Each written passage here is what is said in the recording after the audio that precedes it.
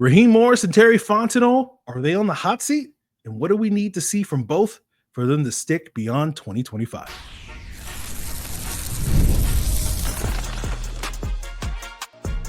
You are Locked On Falcons, your daily Atlanta Falcons podcast.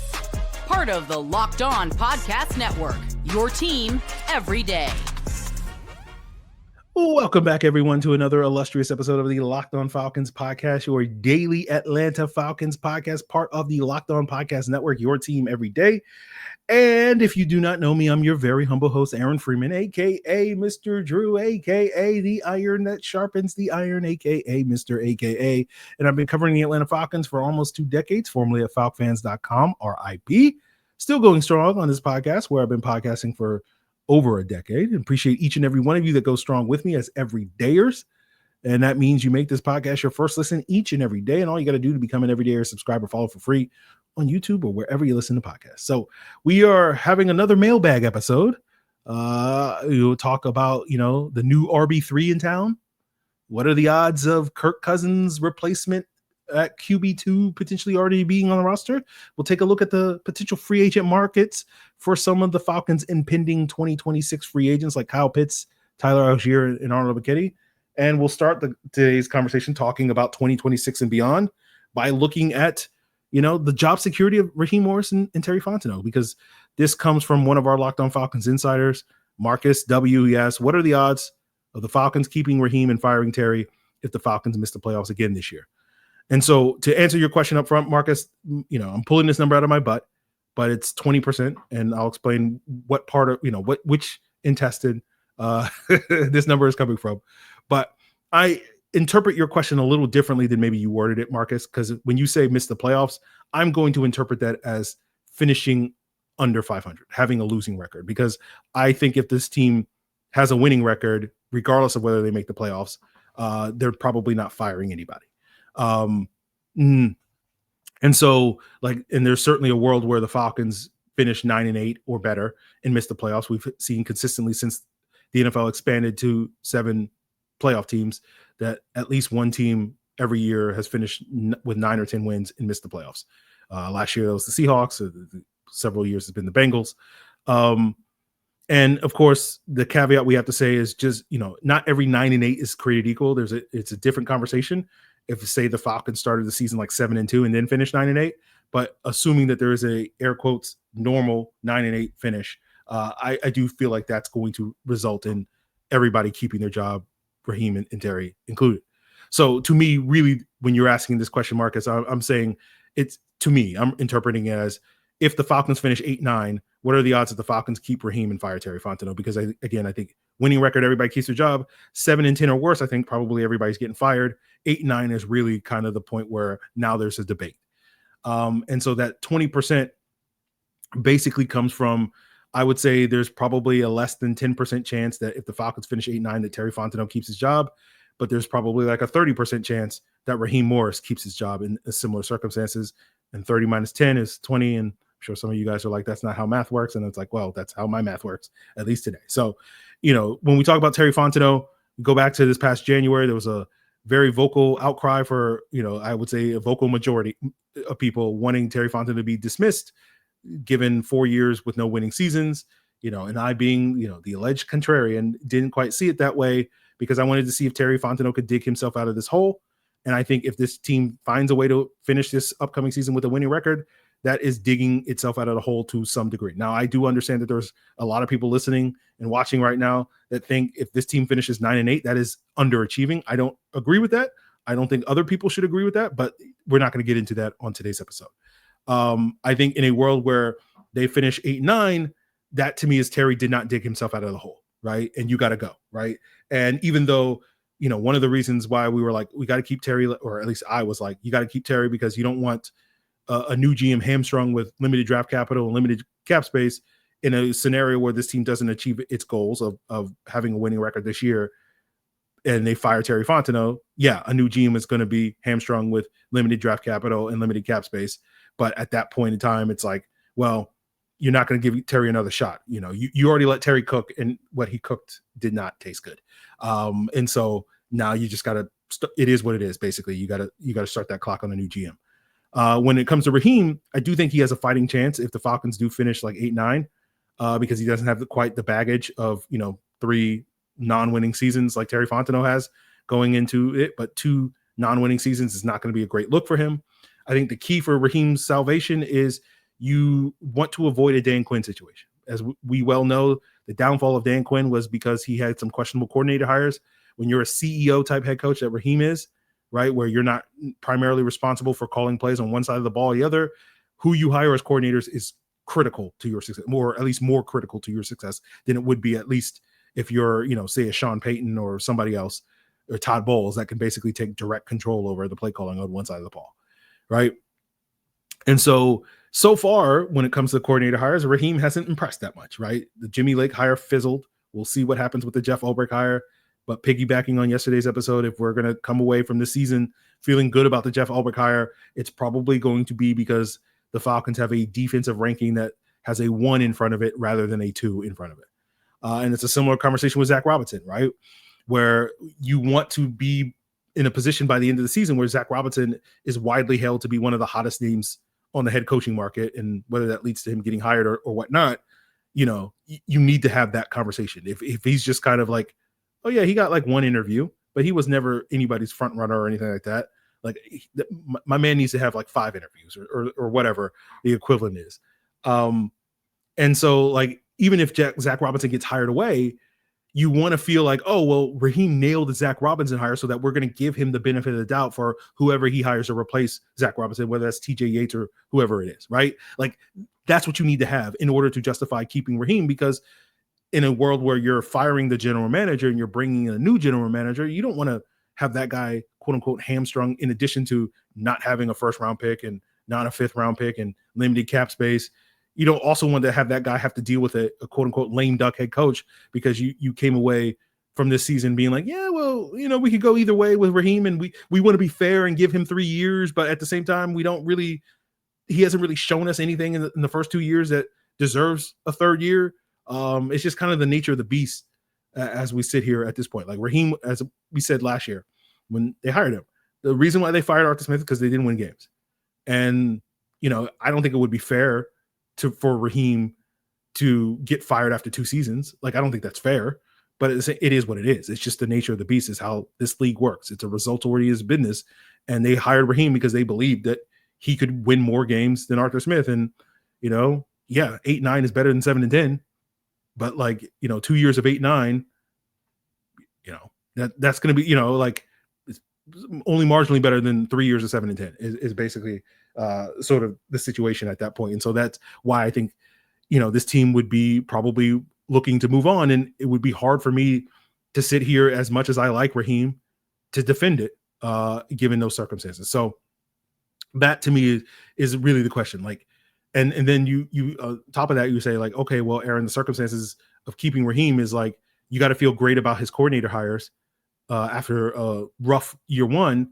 What are the odds that you feel great about these coordinator hires and the Falcons finish 8-9? That's kind of why I said like 30%, because it's like, it doesn't feel like that feels like a narrow bullseye to hit. So we'll see on that front. So I feel like the world where the Falcons, where we're feeling great about our coordinator hires, and it's probably a world where the Falcons finish with a winning record. But I'm sure we will explore that topic more and more as the summer goes on, as we gear up for this upcoming season. So we'll see on that front. Like, it's not that I'm down on this coaching staff, as one Locked On Falcons insider asked me off of yesterday's episode. It's just kind of the nature of the beast, right? The way I kind of explained it to that person was like, it's similar to the conversation around Kirk Cousins last year, where like me sitting here for a month on this podcast telling you that the Falcons were going to sign Kirk Cousins was not an endorsement of the Falcons signing Kirk Cousins. It was just like me telling you the reality of the situation.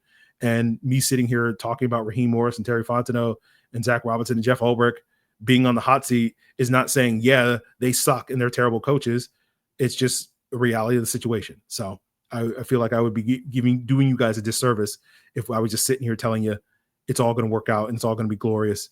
And, it's basically this similar situation as we saw 5 years ago with Dan Quinn going into his final year, where I got a lot of feedback from listeners back then being like, why are you so negative on the Falcons offseason move? Because I'm like, if they take one false step, everybody's getting fired. It's a similar situation. The analogy I would use is like, you're standing on the edge of a cliff and you take one false step, you're plummeting to your doom. and you're sitting there doing a merry jig, dancing, and I'm sitting here going like, hey, maybe you want to take a few steps away from the edge of the cliff, and and that's why, like, again, it's not meant to be negative. It's just the reality of the situation. And then 6 months later, people are like, oh my God, I can't believe John fell to his doom. And it's like, well, if only there was a daily podcast that was talking about, but that's how I feel about it. So it's not that I'm down on the coaching staff. It's just like, this is the reality of the situation. People are on hot seats. They need to get results. And me sitting here telling you it's all going to be great, and this is the most talented roster, and they're going to win 11 games and all this stuff. Like, again, all that's possible, but like, that's not the situation as we sit here. That's, to me, the situation is, that is an outcome, but that is a very optimistic outcome. And so we'll see, if the Falcons live up to that. But we'll continue today's episode answering another listener question on the futures of Kyle Pitts, Tyler Allgeier, and Arnold Ebiketie, all impending free agents. And we'll also talk about, is the plan really to have Easton Stick, 4-time national champion, be the QB2 in a world where Kirk Cousins gets traded? We'll break all that down as we continue today's Locked On Falcons. So I don't know about you guys, but when I go on vacation, I don't like to scrimp and bargain. I want to live in a lap of luxury when I go out of town for a weekend or a week or two or whatever. But that can be hard when you don't always know exactly where your finances go. When you check your bank account, you're like, where's all my money? And you don't have to necessarily worry about that as much with Monarch Money, our proud sponsor today, because Monarch Money is going to allow you to take full control and have full visibility over your finances. It's not just a budgeting app. It's a complete financial command center. You can track all your accounts, investments, and spending all in one place, and even plan long-term goals or short-term goals for your future vacations. By stop managing your money and start building your wealth. Take control of your finances with Monarch Money by using code LOCKEDONNFL, and you'll get at monarchmoney.com, and you'll get 50% off your first year. That's monarchmoney.com, code LOCKEDONNFL for half off your first year. So our next question comes from Rob here, or our next three questions come from Rob. He says, how realistic is it that we re-sign both Kyle Pitts and Tyler Allgeier to a team-friendly deals after the season? Or do you think it's a foregone conclusion that they leave like Dolman? Add Arnold Ebiketie to that list. What kind of contract do you think he'll get? And in the event of Kirk Cousins, does get traded midseason or in camp due to an injury, who is our backup quarterback? You think we roll with either Emory Jones or Easton Stick, or are they just camp bodies? What options do we have? So, obviously, Rob, as I'm sure you're aware, a lot of these answers to these questions depend on a lot of unknown factors, how guys perform this year, production, all that stuff, injuries, all that stuff. So you get that, but you're just looking for a foundation of what to look ahead to come 2026 offseason at this stage in the season. And obviously we'll have more updates over the next, 6 to 9 months before we get there. But when it comes to Kyle Pitts, I don't expect him to sign a team-friendly deal. To me, the most likely path where Kyle Pitts is still on the Falcons roster in 2026 is if he's playing on a franchise tag, which is projected by over the cap to be about $16 million next year. I have a hard time seeing the Falcons retaining Pitts on a team-friendly deal. Should he hit the open market or be in a position to hit the open market where he's not franchise tag in this scenario? Love him, hate him, whatever. With Kyle Pitts, truth is probably somewhere in the middle. You should. He's all right. He all right. But like a talent, a tight end of his talent level is a rare commodity on the open market. Right? You don't see guys with his skill set hit the open market. It's like Evan Ingram, Dalton Schultz, Hunter Henry, Jonnu Smith. Those are the guys are the best examples of guys that have hit the open market in recent years. And, Kyle Pitts, I think, is probably a little bit more talented than all of those guys, right? All of those are good players. But if I could imagine a scenario where Kyle Pitts gets a good year, his price is going to get driven up similar to Drew Dolman, right? It's just a limited supply and potentially a high demand for a tight end in that situation, like we saw with Dolman this past year at center. Now, what is his market going to be? Now, if he has a monster season, then we're potentially talking about him being the first $20 million a year tight end in the NFL.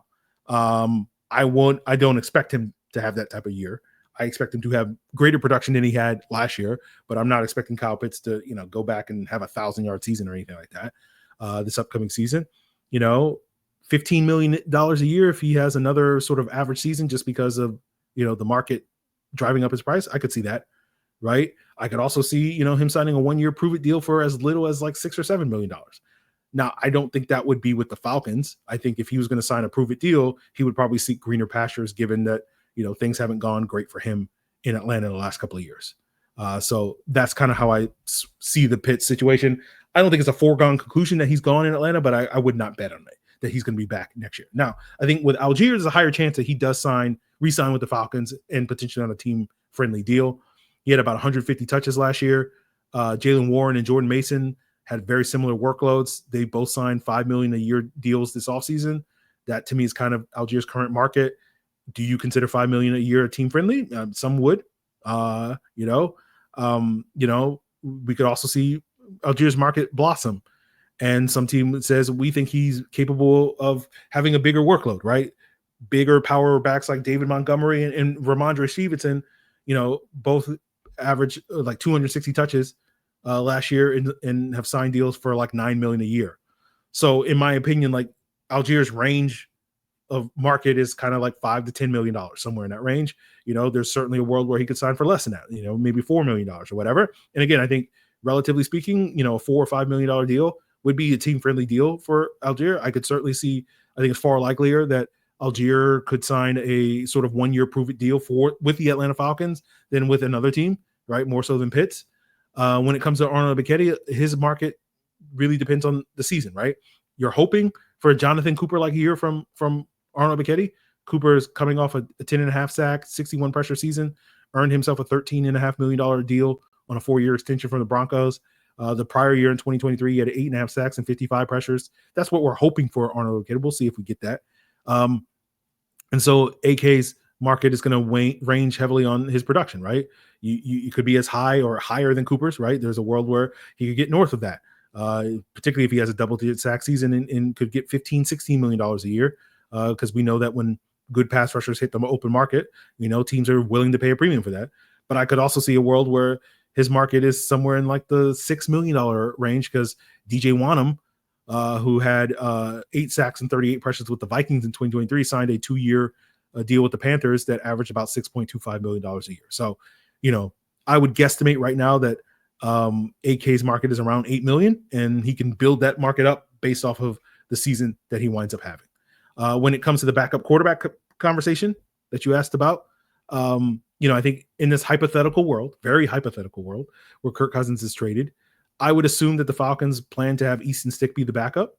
A lot of that depends on Stick performing well in the preseason, which he did not do with the Chargers last year, which led to the Chargers trading for Taylor Heineke. I'm imagining that Easton Stick and Emory Jones are going to play anywhere between 80 to 100% of the preseason snaps this summer. And depending on how they perform will determine whether or not the Falcons plan to keep those guys as potentially QB3 or, in this scenario, QB2. Now, I say a very hypothetical scenario where the Falcons trade Kirk Cousins, because for those of you that have not been around for, a number of months, we've talked about, in my opinion, the math says that the chances of a Kirk trade happening at this point is less than 1%. But let's be generous today. Let's be optimistic for once and say, it's greater than that. Again, I don't think that number is going to go higher than 3%. Even your most optimistic outcome is going to be any higher than 3%. I mean, that's basically 1 out of 32 teams making the move for him. That's basically how that math works. Again, my math is mathing. So basically, I'm sitting here saying, like, there's over a 97% chance that when we're talking about Easton Stick and Emory Jones later this summer, we're not talking about them as the QB2. We're talking about them as a QB3, right? Because Kirk Cousins is going to be locked in as that QB2. And the longer we go, and I heard who was talking about this. I can't remember what podcast I was listening to. But I think it was maybe Tom Pelissero and Rich Eisen or something like that. But, someone was basically, I think he was saying basically that the longer we go along the summer, the less likely Kirk is going to waive his no trade clause, because is he going to want to move his family, halfway across the country to wherever he's going to go, learn a new system, or is he just going to look, I know the Falcons aren't going to cut me this year, but they're going to cut me next year, so I'll get my opportunity. So why would I, again, we'll see on that front, but it just depends on the circumstances. So there's no guarantee that Kirk is desperate to get out of Atlanta, is according to, I believe it was Tom Pelissero who said that. So that is something that will be worthy of deeper insight. But we will go from the QB3 conversation to the RB3 conversation, because the Falcons scooped up the top running back in the UFL. And what does it mean for their upcoming camp competition at that running back spot and elsewhere? And we'll break that down to wrap up today's Locked On Falcons.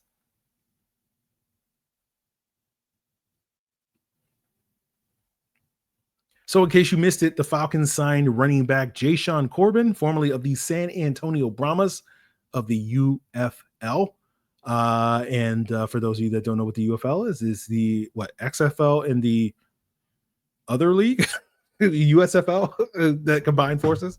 I was like, what? It's not the AAF. It's the AAF is long gone. Anyway, I was like, what's the other league? USFL.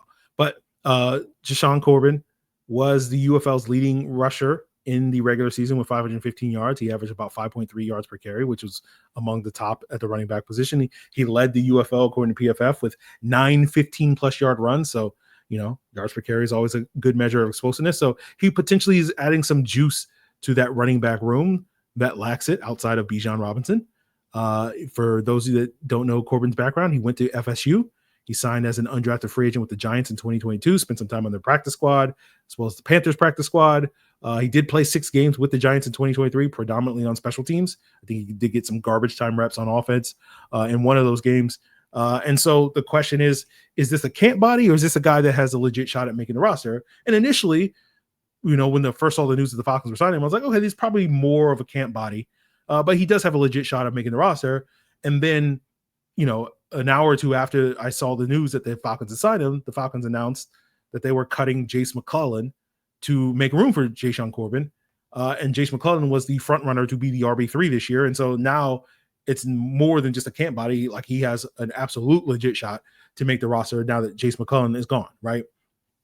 Jace McClellan being the Falcons 2024 6th-round draft pick that got some garbage time reps last year. And the hope would be healthy and be better in year 2. And unfortunately, the Falcons are like, nope. And we'll see if KC Washington suffers the same fate. And that will mean that the Falcons would have gone 0-for-3 in round 6, which goes back to a conversation talking about Kirk Cousins earlier this offseason about, hey, that 6th-round pick in Terry Fontenot's hands is going to do incredible work. But we'll leave that aside and throw shade at Terry on another day. But, one of the conversations we're going to have over the course of the summer when we talk about how the Falcons build their roster is who's going to replace Avery Williams. And we're not talking about Avery Williams in the return game, because we kind of know the answer to that. It's probably going to be Raven McLeod and Jamal Agnew.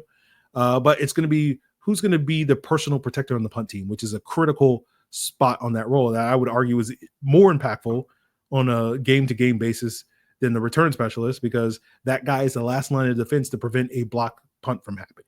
And we know that how much of a game-changing a block punt, you can lose a game on a block punt. You can also win a game on a return, but those aren't that common. But that's why I say that. So, in the past, Avery Williams was that personal protector last year. Usually NFL teams have a running back or safety do it. The previous years, that was Micah Abernathy was their primary guy in 23, Eric Harris in 22, Deron Harmon in 21, Sherrod Niesman in 20. Eric Weems famously filled this role during his career in Atlanta as that personal protector. There's no real obvious candidate currently on the roster to do that as someone who has done that job before. Like DeMarco Hallams dabbled in that role 2 summers ago. Felipe Franks dabbled in that role both in Atlanta and Carolina. Corbin did a little bit of it when he was with the Giants. I figured that McClellan would get a long look there, but that's not the case anymore. Troy Anderson has dabbled with that. Like he played that personal protector role for the first couple of games of the season in 23 before Micah Abernathy settled in for that role. And so ultimately that competition for personal protector is going to determine somebody's roster spot, right? It's just as critical as special teams roster. Well, maybe not just as critical, but it's just as significant a special teams roster spot where you have a kicker, you have a punter, you have a long snapper, where it's like, that's your job. Gunner on punt teams, the 2 gunners on punt team and the personal protector on punt team, that is your job, right? Like you can do other things. Like theoretically, Troy Anderson or DeMarco Hallams can do that job and other things on defense, but your primary contribution to this team is in that role. And so for that reason, Corbin is in the mix, right? That's going to be his best path to making the roster. If he can win that personal protector job, he has a legit shot. He's probably at this point the fourth best option given the presences of Helms, Franks, and Anderson. But, an injury or two, the Falcons deciding, we don't want to give Franks or Anderson or someone a look like that, and all of a sudden he can go from the fourth option to the first or second option, given those circumstances. So, initially when I was thinking he was more of a body, I'm like, okay, this is just the Falcons learning from last year where they needed more bodies at running back, right? We saw after that first preseason game where they basically had Carlos Washington and Jace McCullough split all the running back carries because, Raheem Morris doesn't believe in playing, Bijan Robinson or Tyler Allgeier in the preseason. He didn't play Avery Williams outside of one snap in the preseason last year. We know that Bijan and Allgeier are probably not going to play this year. And when I say probably, that's just because there's a 99%, it's not 100%, it's 99% that they're not going to play this year. And this is kind of a load management move where last year we had three running backs, McClellan, Washington, and then Spencer Brown, who they picked up after that Dolphins game, that first preseason action, kind of split all the running back reps across the next two games. And McClellan and Washington had about 75 snaps each, right? And if you imagine roughly 180 preseason snaps to go around across three games with four running backs, Washington, Elijah Dotson, Nathan Carter, their undrafted free agent of Michigan State, and now Corbin, each one of those guys could get roughly about 40, 50 snaps if they get an even split this year. And so it's the idea that now, potentially a guy like Washington with 75, 76 preseason snaps last year, theoretically you could cut his snap load in this preseason in half now that you have four guys sharing the workload instead of, 2.5 essentially. So, my initial thought was this is more load management, just getting another body, because probably when we're watching Easton Stick and Emory Jones play in a preseason game, the Falcons will be running the ball a ton as opposed to airing it all around the yard. So getting another body at running back made sense. But because of the Falcons' decision to move on from Jace McCullough, this is more than just a load management, getting another body in there at the running back position. So I do think, I would probably put Washington as the front runner right now for that RB3 spot, just because he does have a little bit of special teams experience. I think he got 2 snaps as a personal protector last preseason in one of those games, or 2 of those games last year. But I would put Jashaun Corbin right behind him as the next best option. So, we'll see how that battle shakes out this summer. And so we'll see what shakes out tomorrow on the podcast. We might do more mailbag questions. A lot of still great questions in the pipe. If you want to get priority on your mailbag questions, then you can become a Locked On Falcons Insider by joining the link in the description below at jonesubtext.com/LockedOnFalcons. It is a 14-day free trial, $4.99 a month. So, if you have a question that you desperately want answered, you can sign up right now, ask that question, and then potentially, get that question answered on the very next episode of Locked On Falcons. Other ways, if you want to, ask your questions, is of course via the Discord, link in the description below, as well as you can send an email at lockedonfalcons@mail.com. As another way to answer your question. So, yeah, man, we might just do we might do a bunch of mailbags, between now and the Jack Nelson breakdown. I know I promised a Jack Nelson week, and unfortunately, those plans didn't come to fruition, where all the various guests that I were hoping would come on to talk about Jack Nelson, people don't answer their emails. Is basically how I'll say it. So, Jack Nelson week seemingly is canceled. So we'll see what's what. We'll see what other questions we have in the pipe. We'll see what other topics come up for the Falcons, in the coming days and weeks. So continue to make Locked On Falcons your first listen by subscribing or following for free on YouTube or wherever you listen to podcasts. For your second listen, make sure you check out the Locked On NFL Scouting podcast. Kyle Krabs, Joe Marino are going to make you the most informed fans you can be all summer long. It's all part of the Locked On Podcast Network, your team every day.